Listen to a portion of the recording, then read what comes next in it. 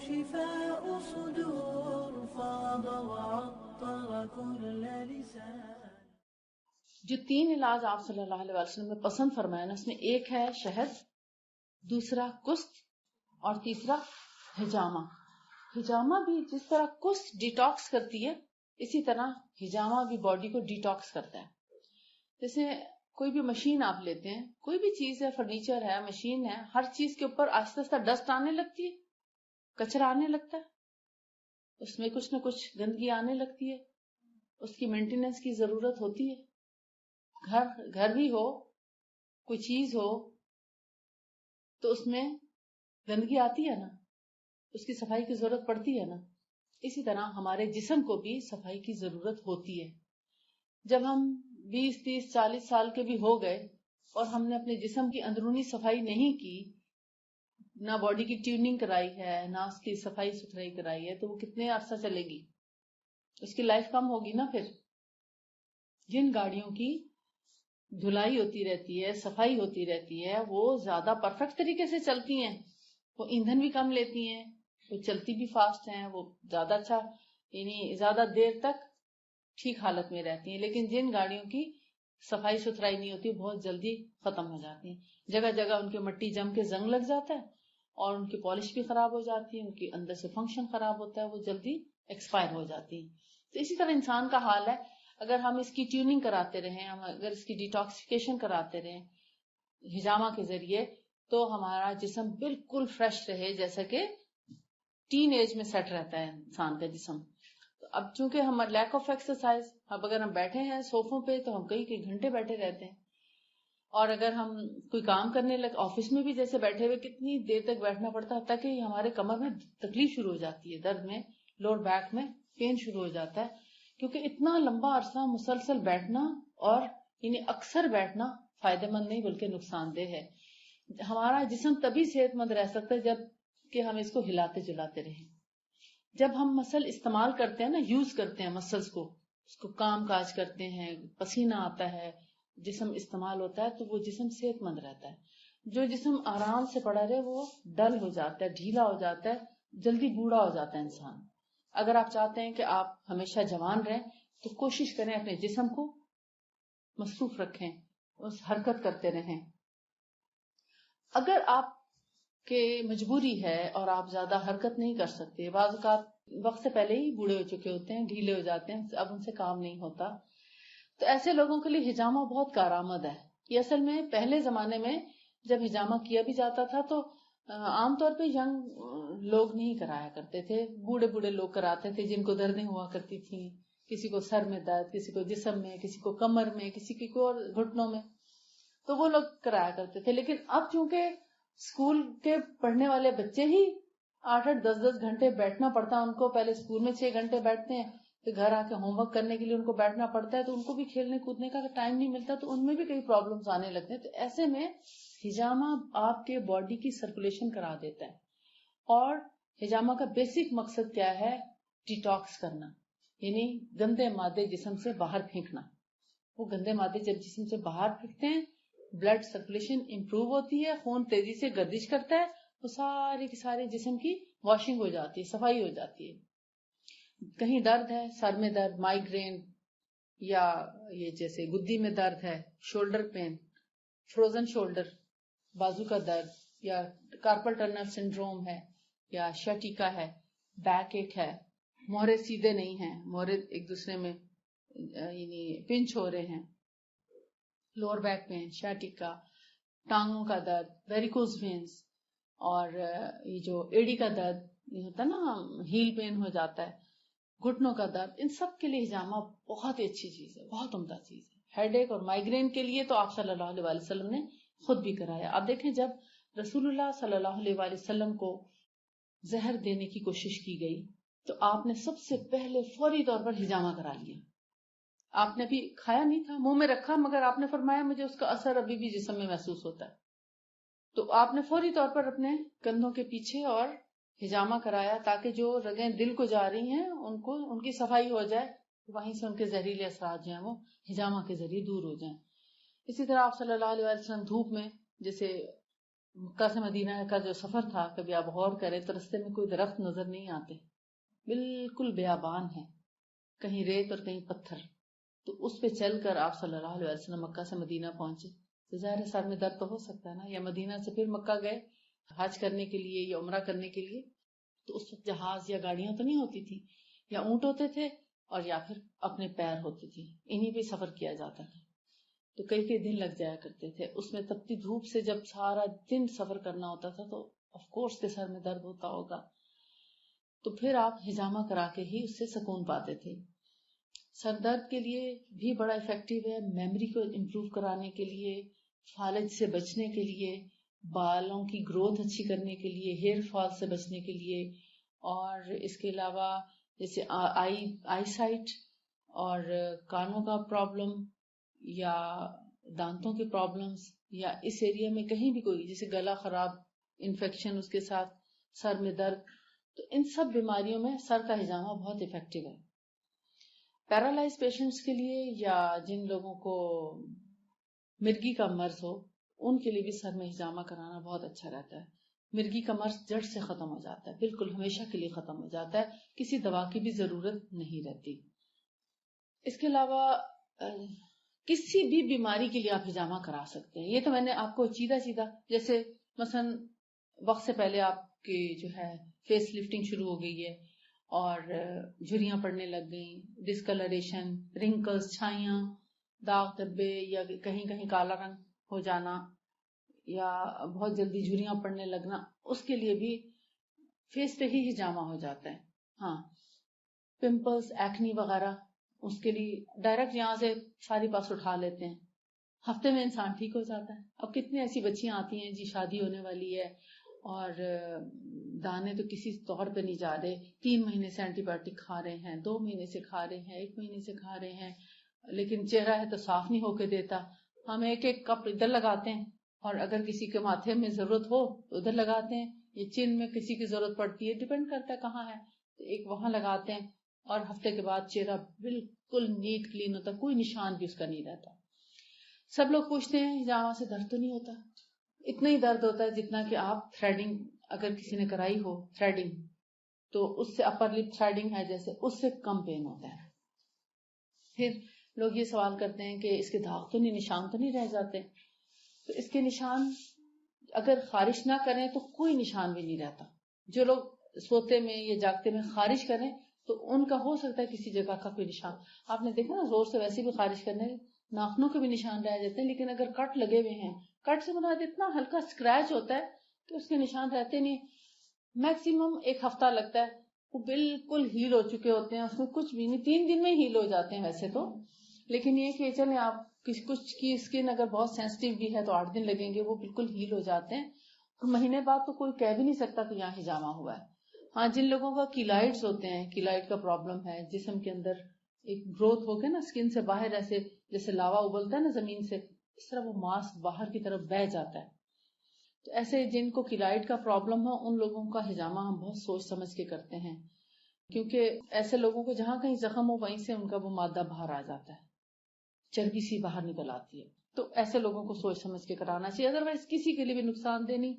ہاں، اگر blood thinner لے رہے ہیں، خون پتلا کرنے کی دوائیں اگر لے رہے ہیں تو ان کو 1 دن روک دیں یا اس دن کم از کم نہ کھا کے ہیں، تب بھی ہجامہ بڑا اچھا ہو جاتا ہے. یہ شوگر پیشنٹس کے لیے بھی بہت اچھا ہے، سیف ہے شوگر پیشنٹس کے لیے، بلکہ ہم اس سے شوگر کا بھی علاج کرتے ہیں. ابھی میں جن کے گھر سے آ رہی ہوں، میں نے بلایا ہوا تھا، تو پرسوں ان کی شوگر 8 تک پہنچی ہوئی تھی، 800 تک، سوچیں. اور آج ان کی شوگر 93 پہ تھی. کل انہوں نے ہجامہ کرایا تھا، ود ان ڈے، 1 دن میں شوگر کہاں سے کہاں آ گئی. یعنی انبلیویبل ریزلٹس آتے ہیں اس میں، اتنی زبردست. بلڈ پریشر کے لیے with in 5 to 10 minutes blood pressure ٹھیک ہو جاتا ہے، اسی وقت بلڈ پریشر. وہ تو انہوں نے چیک نہیں کیا نا، کل جا کے ہو سکتا ہے رات میں ٹھیک ہو گئی ہو، لیکن صبح اٹھ کے جب چیک کیا تو 93 پہ تھی.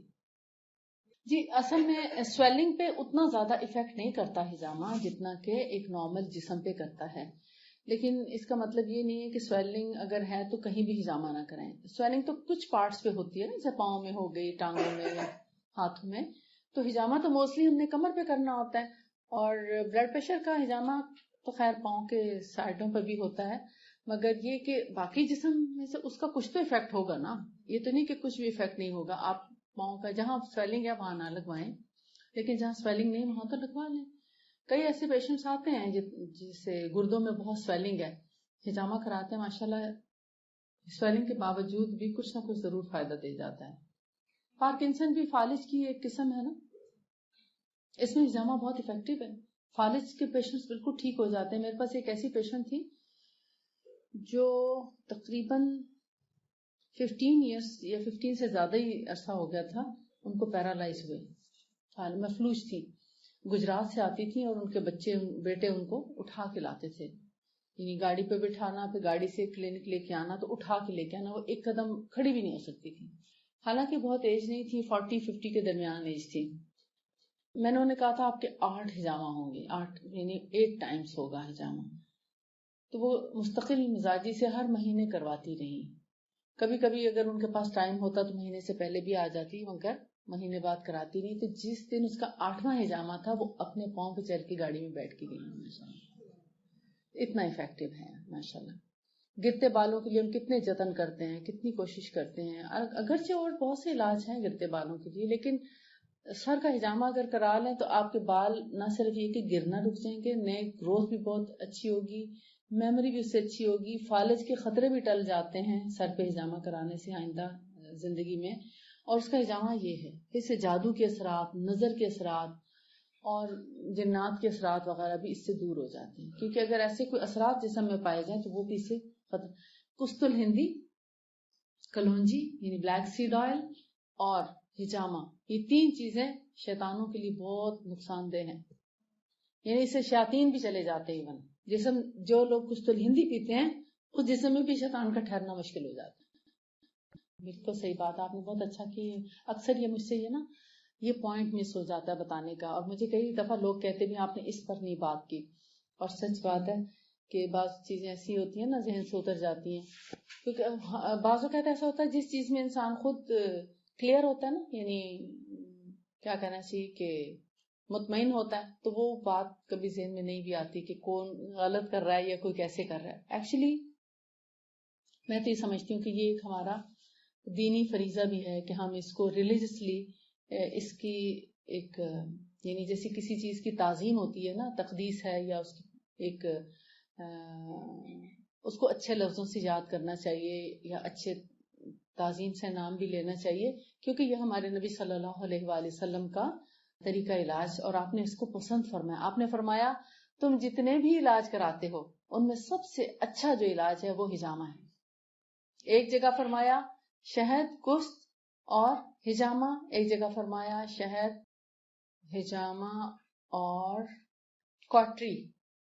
اکئی کا مطلب ہوتا ہے کوٹرائزیشن، یعنی جس سے جلا کے علاج، جس سے ریڈیشن ہے، تو ریڈیشن بھی اسی کی ایک قسم ہے جلانے کی.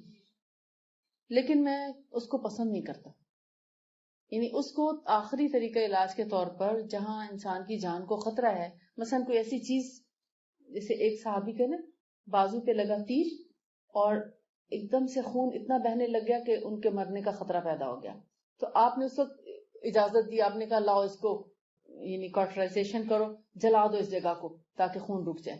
تو اس کا پھر تھوڑا سا حصہ جلا دیا، خون فوراً رک گیا. تو یہ ایک طریقہ علاج تھا جب لوگوں کے پاس سہولیات نہیں ہوتی تھی خون روکنے کے لیے، یا کسی ایسی جگہ کا فنگل انفیکشن یا کوئی ایسا انفیکشن، بوائل وغیرہ، پھوڑے ہنسی کو ٹھیک کرنے کے لیے پرانے زمانے میں کیا جاتا تھا. تو لوہے کو گرم کرتے تھے اور گرم کر کے اس کے اوپر کوئی آئل لگاتے تھے، اور اس کے بعد پھر اس کو مطلب ایسی جگہ پہ لگا دیا جاتا تھا جہاں سے پس نہیں رک رہی یا خون نہیں رک رہا، تو اس سے وہ رک جایا کرتا تھا. لیکن آپ نے اس کو پسند نہیں فرمایا، مگر اجازت بھی دی ہے کہ جہاں جان کو خطرہ ہو وہاں جان بچانے کے لیے کیا جا سکتا ہے. تو ہجامہ بیسیکلی ہر گلی محلے میں لوگ کر رہے ہیں اس وقت. کہاں کوئی اس کو جانتا نہیں تھا. جب ہم نے اس کو پڑھانا شروع کیا اس کے بارے میں، یعنی 8-9 سال پہلے کی بات ہے، 10 سال، الوداع میں اس کی طب نبوی کی کلاسز میں سب پڑھایا. بہت سے لوگوں نے شوق ظاہر کیا کہ جی اب ہمیں بھی بتایا جائے کہ ہجامہ کیا ہوتا ہے، کر کے دکھایا جائے وہ کیسے ہوتا ہے، کیسے کرتے ہیں. پھر جیسے جیسے وقت گزرتا گیا اویئرنیس آتی گئی، کرتے کرتے اب اتنا کامن ہو گیا ہے کہ اب یعنی ہر جگہ پہ آپ کو ہجامہ کرنے والے مل جائیں گے. لیکن سب سے پہلی چیز یہ کہ اگر کرنے والا ڈاکٹر ہے، اور ڈاکٹر ہونے کے آپ دیکھیں کتنے ڈاکٹر ہیں دنیا میں، مگر کتنے ڈاکٹر صحیح علاج کرتے ہیں، اس میں بھی آپ کو دیکھنا پڑتا ہے کہ کتنی کس کی پریکٹس ہے. ڈاکٹر ہونے کے باوجود اس کی پریکٹس میں کیا ریزلٹس آ رہے ہیں، لوگ کیا بتاتے ہیں، اس کے لوگوں کی رائے کیا ہے اس کے بارے میں، کہ آیا آرام بھی آتا ہے کہ نہیں آتا، آیا اس کو صحیح پوائنٹس کا بھی پتا ہے کہ نہیں پتا. کہ اگر آپ کے تکلیف ہے گردوں میں، مثلا گردے کا درد ہے، آپ گردوں کے لیے ہجامہ کرا رہے ہیں کہ کریٹینن زیادہ آ رہا ہے اور جو ہے گردوں کا فنکشن سب صحیح نہیں آ رہا، تو چلیں گردوں کا ہجامہ کرانے سے کافی امپروومنٹ آ جاتی اس سے. اب وہ لگا دے گردے کی بجائے جگر پہ پوائنٹس، ہاں، یا ہپ. میں نے کئی دفعہ دیکھا ہے کہ گردوں کے پوائنٹس ہپس پہ جا کے لگائے ہوتے ہیں انہوں نے، اور گردے کہاں ہوتے ہیں؟ کمر میں، جہاں سے ہمارا بینڈ ہوتا ہے نا، یہ جیسے ہم جھکتے ہیں اس کے کناروں پہ ہمارے گردے ہوتے ہیں. اور کہاں جا کے پوائنٹس لگے ہوئے نیچے. یا انفرٹیلٹی کے لیے اگر کہا ہے، یعنی ہجامہ کے بے اولادی کے لیے، تو اس کے پوائنٹس اتنے عجیب و غریب، کہیں اوپر کمر پہ چڑھائے ہوں گے یا نیچے ہپس پہ لگائے ہوں گے. اور اسی طرح پیٹ پہ بھی ہوتا ہے اس کے لیے نا، انفرٹیلٹی کے لیے، یہ گردوں کے لیے، تو اس کے پوائنٹس پہ اوپر نیچے چڑھا، ان کو پتہ ہی نہیں کہ پوائنٹس کدھر لگانے ہیں، گردے ہوتے کہاں ہیں. ایک ڈاکٹر ہونے کا کم از کم اتنا فائدہ ضرور ہوتا ہے کہ اس کو پیتھولوجی، انیٹمی وغیرہ کا پتہ تو ہوتا ہے. اس کو یہ تو پتا ہے کہ ابھی کڈنیز کہاں ہے، اووریز کہاں ہے، لیور کدھر ہے، میدا کدھر ہے، یا ہمارے جو نروس ہیں وہ کدھر سے آ رہے ہیں، کارپل ٹنل سنڈروم ہے تو اس کی ہم کس جگہ پہ ہونا چاہیے. لیکن ایک عام لے مین جو ہے اس کو صرف اتنا پتا ہے کہ اگر یہ کمر ہے نا تو کہیں بھی کپ لگا دو آنکھیں بند کر کے، تو بس لگا کے کٹ لگا کے فارغ. اور کٹ بھی کس سے لگائیں گے؟ ٹریٹ بلیڈ سے، جس سے اتنا انفیکشن ہوتا ہے کہ انسان کا جسم ایسے اکڑ جاتا ہے اور اس کے بعد وہ کئی بیماریوں کا شکار ہو جاتا ہے. اور پھر جب ڈاکٹر کے پاس جاتے ہیں تو بدنام ہجامہ ہوتا ہے، اور کرنے والے پھر غائب ہو جاتے ہیں، نظر نہیں آتے. تو بہتر ہے ایسی جگہ سے کرائیں جو آپ صفائی ستھرائی ہائیجین کا پورا خیال رکھیں، اور اس کے اس کی ہر چیز جو ہے وہ ڈسپوز آف کر دینی چاہیے تاکہ دوسرے کسی کو اس کے جراثیم نہ پہنچے. اب میں ہجامہ کرتی ہوں تو میں ہر چیز اس مریض کو باندھ کے پوٹی ساتھ دے دیتے ہیں کہ آپ خود جائیں، جا کے خون دھوئیں، فلش آؤٹ کریں، اور کپ توڑ کے پھر پھینکیں تاکہ اس کپ کو بھی کوئی دوبارہ استعمال نہ کر سکے. اور بلیڈ بھی توڑ کے پھینکیں، اور سب چیزیں جو ہیں وہ پراپر ڈسپوز آف کریں، تاکہ اس طرح لوگوں کو یہ بھی پتا چلتا ہے کہ بھائی یہی طریقہ ہونا چاہیے ہجامہ کا، کہ ہر چیز جو ہے وہ آپ جب مریض کو دے دیتے ہیں اس کی ایک مینٹل سیٹسفیکشن بھی ہوتی ہے کہ ہر چیز مجھے نئی لگی ہے. کہ ہر ایک کو جب اس کی چیز مل رہی ہے تو آف کورس ہم کہاں سے لائیں گے پرانی چیزیں، نئی ہوگی نا انشاءاللہ. تو ایک تو مینٹل سیٹسفیکشن ہے، دوسرا ہماری بھی تھوڑی سی وہ کم ہو جاتی ہے کہ اگر ہم پہلے شروع میں ہمیں اندازہ نہیں تھا، لیکن ہماری بہت سردردی ہوئی کہ بوریاں بھر بھر کے ہم لوگ جب ڈسپوز آف کرنے لگتے تو ہمارے لیے جان کا بوال بن جاتا تھا. اب یہ کہ ہر شخص اگر تھوڑے تھوڑے کرے تو اس میں یہ کہ اسکیٹرڈ ہوں گے، کوئی اگر انجانے میں یا جہالت کی وجہ سے اس کو پھینک بھی دے گا تو کم از کم تھوڑی چیز ہی پھینکے گا نا، زیادہ تر تو ڈسپوز آف ہی ہو جائیں گی.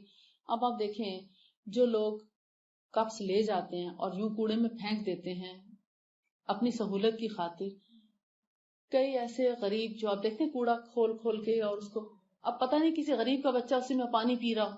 ہاں، کبھی کسی انسان کے دکھ درد کا بھی خیال کر لیں، کیونکہ ایک غریب کا بچہ جو ہے اسے پتہ نہیں، وہ کہے گا ہاں کھلونا ہے، اس میں پانی ڈالے گا، پی جائے گا، گند لگا ہے، خون لگے، جو بھی ہے اس کو نہیں پتا. کم از کم ان لوگوں کے لیے کپ کو خالی کر کے دھو کے اور پھر توڑ کے پھینکے تاکہ اس کو استعمال ہی نہ کر سکے.